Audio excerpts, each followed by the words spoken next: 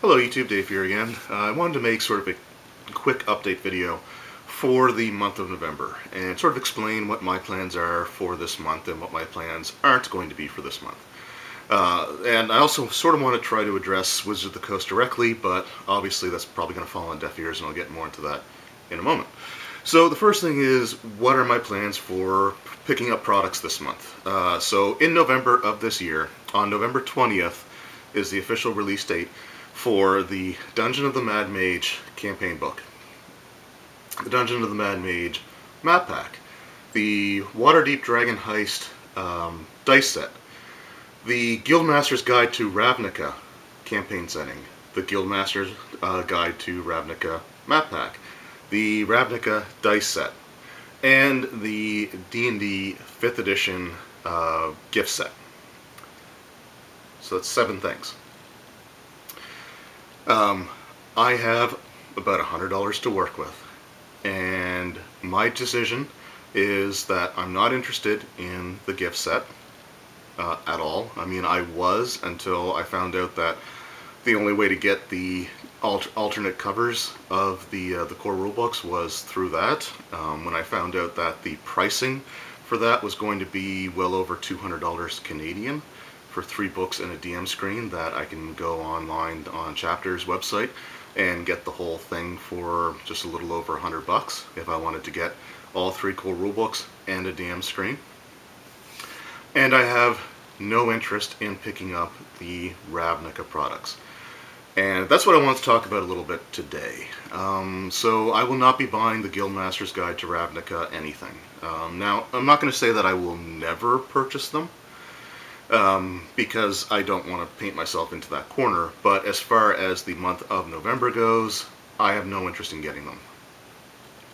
I've been pretty disappointed from the beginning that the Ravnica setting was the first real setting that they've been pushing for the D&D game, and what it is a setting based off of Magic the Gathering. And I play Magic the Gathering, I play Dungeons and Dragons, but I don't like the fact that, again, there was no other real D&D setting put out before. And Wizards of the Coast have called Sword Coast Adventurer's Guide a campaign setting. It is not. At least not in the traditional sense that campaign setting has always been used in, going back, years, decades. So a campaign setting is a detailed set of information on, if not the entire campaign world, at least its most major continent. So in the Forgotten Realms, for example, we have Faerun, and the campaign settings going back have always focused on the entire continent of Faerun, which includes the Sword Coast, and includes the Shining South, and includes the Unapproachable East, all these things. The Sword Coast Adventurer's Guide focuses on a narrow strip of land on the coast of Faerun, and the problem with that is a regional sourcebook. It focuses on a very specific location and gives you some information for that location to run some adventures in. Sword Coast Adventurer's Guide was not the greatest book ever, but it functioned more as a regional sourcebook than anything else.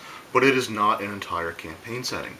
You have all kinds of locations in Faerun alone that people want to run games in, or they want to have more information on, and they're not getting it. So to say that that is a campaign setting is it's a fallacy. It's wrong. It is a regional sourcebook. Wizards of the Coast teased the announcement of new campaign settings being released just a few days after the Stream of Many Eyes. So why would you, that's one of those things that I have always hated, is when you have this major event, and this is supposed to be the event where you explain all the new products that you're going to be releasing up until the point where you do your next big annual event.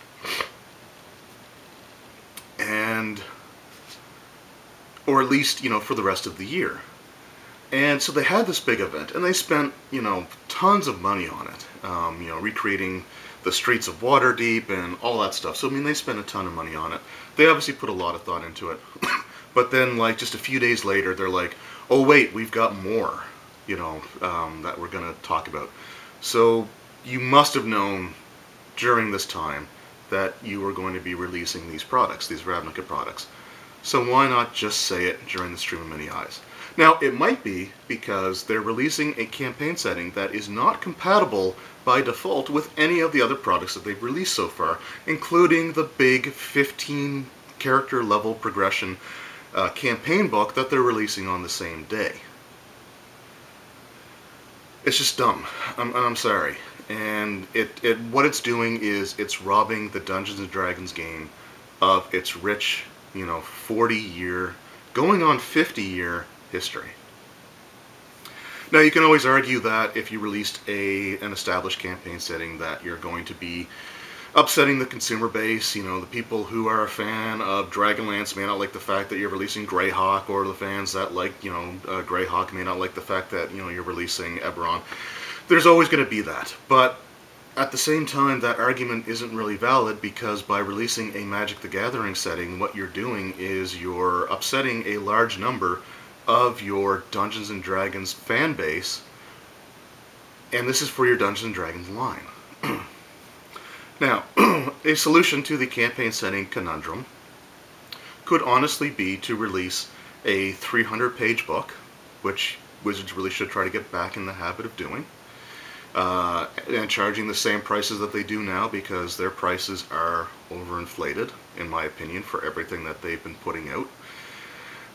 But they could make a 300-page campaign setting book and have it, be like Mordenkainen's Guide to the Multiverse, or something like that, and just have it, have 60 to 100 pages of, three to four different campaign settings. So you could have a large chapter on Forgotten Realms with the map of, Faerun, with, at least some descriptions on all of the regions, to have, some areas of interest that you might want to set adventures in, to have a few NPCs or villains or a few monsters that are unique to the Forgotten Realms setting. So you can have all that in one chapter. The next chapter could be Greyhawk, and then Dragonlance, and then Eberron. So let's just say you dedicate like 60 pages each to those settings.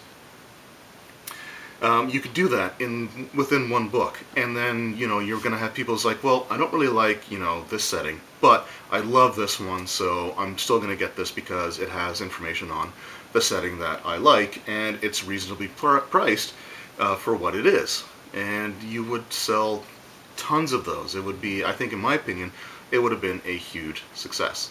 Instead, you're taking a product that is trying to appeal to a completely different market, and you're forcing it on your D&D consumers. The easiest way to have avoided that was to have the product listing as part of the Magic the Gathering website. If the Magic crowd are the people that you're going after with this Ravnica setting, then advertise it on the Magic the Gathering site and push it primarily there, because that's obviously the market that you're going for. And it's obvious that that's a market that you're going for, so let them be the ones that really get the marketing for it. You can have a link to it on your D&D page. You could list it in your product listings, but if you really want to advertise or push it on your Magic channel, push it on your Magic site, because that's the base that you're going after. And don't release it at the same time as a bunch of already expensive, and I dare say overpriced products that are coming out all at the same time. That when you release, like, throughout the history of Wizards of the Coast owning the Dungeons & Dragons brand, as long as I've been a regular customer of the D&D game, I never recalled seeing 7 priced or decently priced products all coming out at the same time. I have never seen that. The worst that they had ever done before was to have a month with 3 different hardcover books come out, but each of those hardcover books combined was less than the price of what you're paying for just the hardcover that you're releasing, a map pack and a dice set. I've done the math. For me to get the dice set and the map pack, the only options I have are at full retail. As a Canadian, they're charging $33.95 a piece for both of those products. The campaign book is in the $60 range before taxes. In Nova Scotia, where I live, we have 15% sales tax. So the two products, the dice set and the map pack alone, are going to come to almost $80. So you're looking at nearly $40 for a map pack. You're looking at nearly $40 for a set of dice that probably aren't going to be that special. And that's $80, almost 80 bucks. Throwing in the fact that the hardcover book is going to be well over $70 after tax on its own, and you're paying over 150 bucks for one book, one set of dice, one map pack. Map packs in the past were Canadian, around 20 bucks. A dice set in the past with a dice bag was around $15 Canadian. And now they've like doubled their price. So yeah, I'm not buying the Ravnica stuff. I don't think it's right for a company to release those many things, not to mention the fact, so you're looking at $300 if you're buying at, Canadian at retail, all of those products, the two dice sets, the two map packs, and the two hardcover books. It's 300 bucks. On top of that, you've got a collection of the core rule books with a slipcase and a DM screen that's going to be probably close to $250 after tax, maybe even higher. So you're looking at around $500 minimum to get all of these products all at the same time. Now, the gift sets are probably going to have a limited print run, meaning that if you don't buy them right away, odds are that they're going to be very difficult to find in the future. The dice sets, traditionally in my area, have been very difficult to come by once they've done their initial release. In fact, the Tomb of Annihilation dice, it was probably about 2 or 3 weeks after they should have been put out before stores finally got them in my area. And maybe one of those stores got a second set of, just one set of dice in as a restock a few months later, and that was it. So let's just say that these dice sets follow that same level of scarcity, and the fact that they are, again, not just generic Dungeons & Dragons dice, but they are tied very strongly to a particular product line, makes me think that, again, these are probably going to be a limited production run. So again, if you don't get these all relatively early, especially the dice sets, it's going to be very difficult to find. Now, as a consumer, I shouldn't have to wait months and months and months and months without any products coming out, only to have to save my money during that time to buy 7 things that all come out all at the same time. It doesn't make business sense for a company to do that. And you look at the success that D&D has had over the last few years, it has been because of the fact that they staggered out their releases. It was because they released 3 books throughout the year, months apart, so that you didn't have to worry about saving up money. That most of your consumers were looking to buy these books because there was nothing else coming out around that time, and they may as well, because it's not competing with anything else. By releasing 7 products, and again, as a Canadian, the cheapest of those products are going to be nearly $40 after taxes, you are forcing your consumer base to pick and choose what they want and what they can live without. And as a collector, as someone who set out originally to collect all of the books for D&D 3.5, I can tell you from personal experience that once you start making those choices, and once you start finding yourself saying, well, I don't really need this, so I'm not going to worry about it, it becomes a hell of a lot easier to keep doing that going forward, to the point where you're like, I've got enough stuff already, I don't need any more of these books, I'm done. And again, I consider myself a pretty serious collector of, back in the days of 3rd edition, 3.5, I consider myself a serious collector now.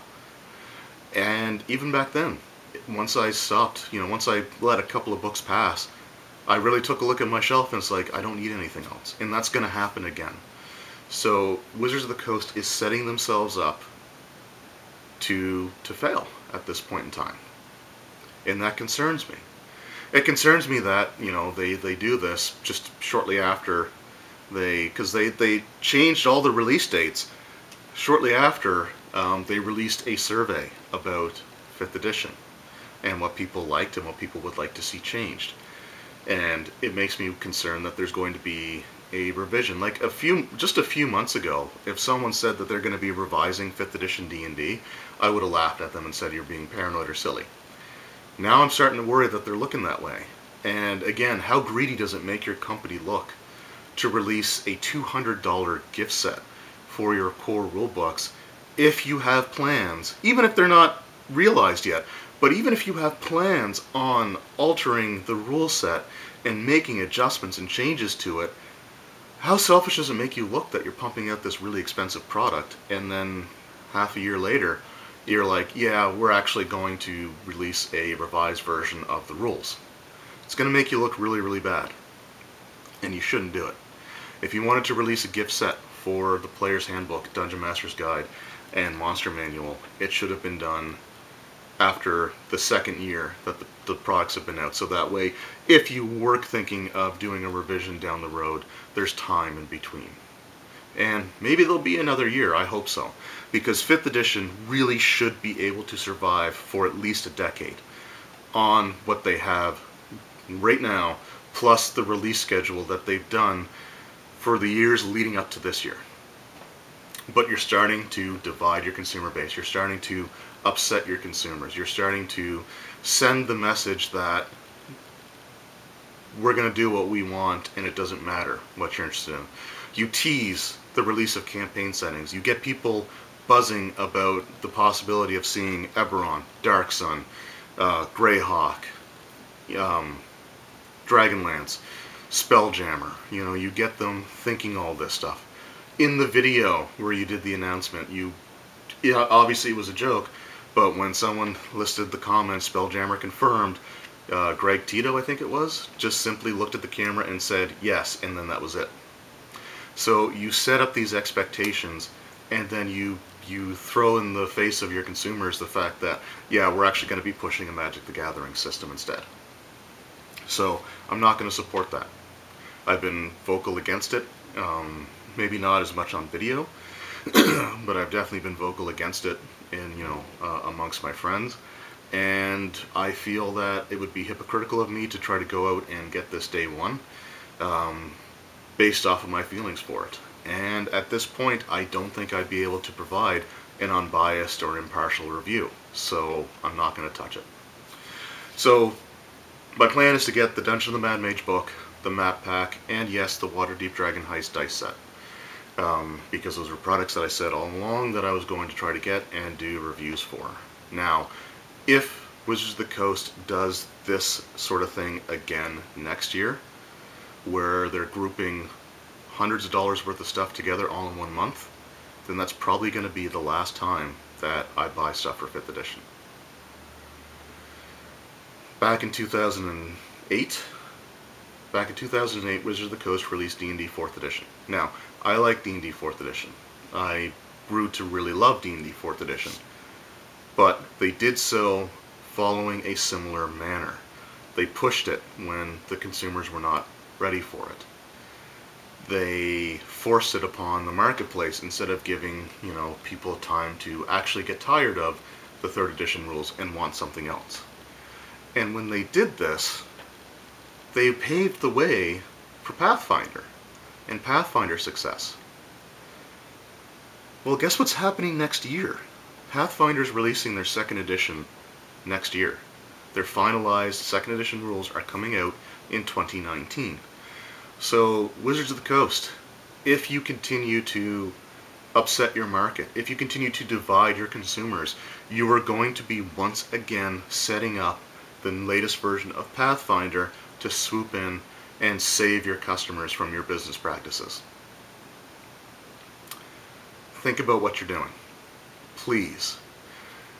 Because it's going to go that way if you continue. At least in my opinion. Now, the last thing I want to talk about when it comes to Wizards of the Coast, and something that does really, really worry me, is the fact that I don't actually watch a lot of their videos anymore. They do put out quite a few every day, and to me it's a little bit much, and I know there's other people that kind of feel that way as well, but I don't necessarily hate the fact that they put out, 4 or 5 videos a day. I don't. I just don't have time to watch them all. So I clicked on a video yesterday, and it was like the Roll20 Presents, the Waterdeep Dragon Heist thing. I didn't really watch it, but I was sort of interested to see what sort of views they were getting, what their thumbs up, thumbs down stuff were, because I actually don't mind that group too much. Although the DM, the first time I watched their Tomb of Annihilation thing, I felt like the DM used a few too many like theater terms, or like script actions for like camera stuff. Like, I thought he described things a little bit too weird that way. But overall, I still liked the group as a whole. So I went to click on the video, and the comments were disabled. And I thought that was kind of unusual. So anyway, I didn't want to speculate too much, so I just backed off and I clicked on another one of their videos from the day. One that wasn't a gameplay one, because maybe they didn't want there to be spoilers in the comments or stuff like that. So I sort of understood that a little bit. But I went on to one of their, like, D&D news videos, and the comments were disabled on that as well. And I got curious. So I went back, it was like 2 or 3 weeks ago, in terms of their videos. And they've been disabling comments for weeks now. Now, there's a lot of theories as to why, and I posted on my Facebook group just a question, because I honestly had no idea why they would be doing this. And I've gotten a few responses back. I'm not really going to go over them here. And I don't really want to start that, argument or debate too much. But regardless of what the reasons are, and I don't care what the reasons are, Wizards of the Coast is a large company. And they're a company that, up until recently, with the release of 5th edition, always stated that they took pride in the fact that they're starting to listen to their customers and their consumers, and they're starting to listen to what's being told to them and trying to make a better product for it. And 5th edition is an example of what happens when they listen to their consumers. And 5th edition turned out, in my opinion, amazing. It's probably one of the best, if not the best, versions of the D&D game overall to be released. And that's because they took care to pay attention to what their customers wanted.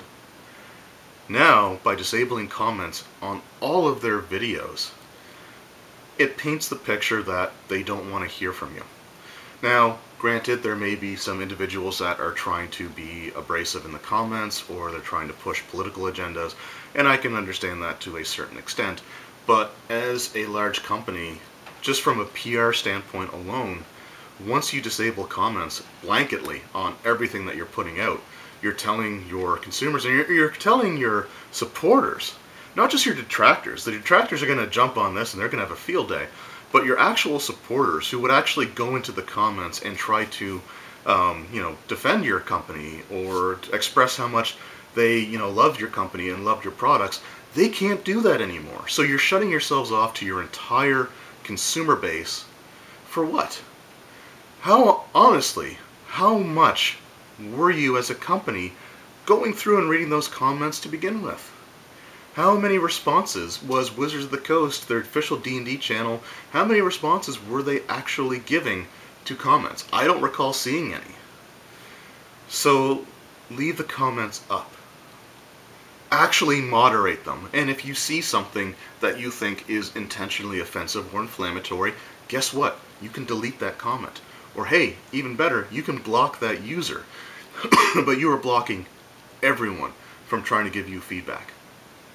And there are people like myself who want your company to succeed, who love your brands, who love your products, and wants them to stay strong, and just wants to offer constructive criticism that you can take or you can ignore. But when you make it so that I can't even put a comment on your videos, I have no choice but to be ignored. And as a consumer, again, that makes me wonder what the motives are behind that and what the reasons are behind that. And if going forward this is the kind of tactics in a company that I want to keep supporting. Like, do I want to keep supporting D&D 5th edition and support, by extension, a company that makes it very loud and clear that they don't want to hear what I have to say? Or do I want to go over to Paizo and start supporting them? Or Paizo, and start supporting them? because I will say one thing, that Paizo Publishing, they tend to be a lot more responsive. And whether you agree with their messages or not, they still let you express them. And now Wizards of the Coast isn't doing that, and that makes me worried. Anyway, thank you guys very much for watching. I hope you enjoyed this video. I hope it sort of shed some light as to, my motivations and reasons for doing things. So, once again, thank you guys very much for your time. Hope you enjoyed, and hopefully 2019 is going to be the year that Wizards of the Coast rights the ship. Anyway, thank you guys. I'll see you next time.